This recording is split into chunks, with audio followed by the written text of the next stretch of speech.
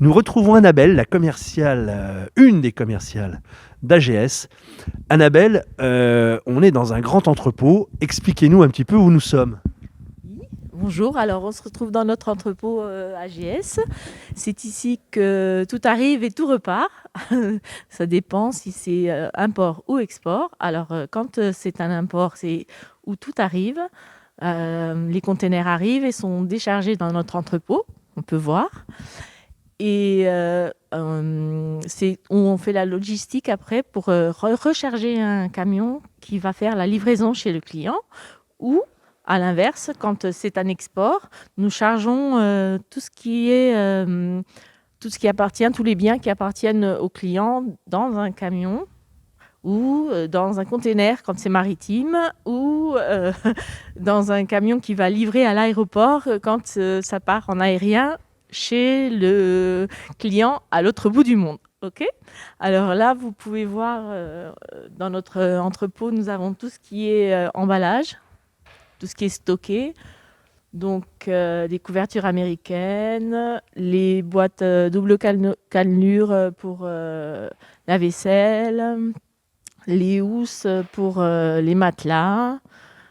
Là, vous avez l'exemple d'une boîte qui a été faite sur mesure pour un tableau.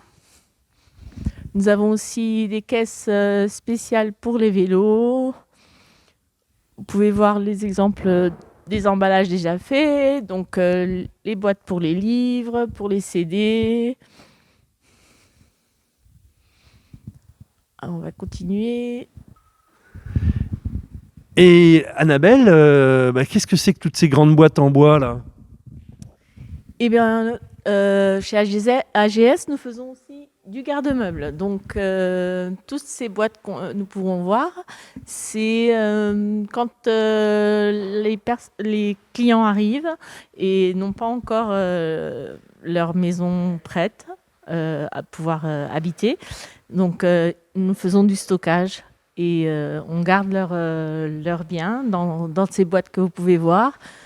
Pendant des mois, des années, le temps qui soit nécessaire pour qu'ils puissent faire leur vie, aménager correctement et après leur livrer leurs affaires.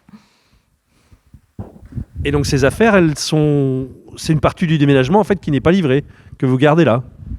Oui, nous les gardons le temps nécessaire jusqu'à la livraison. Pendant des mois, des années, le temps nécessaire. La French Radio, Portugal.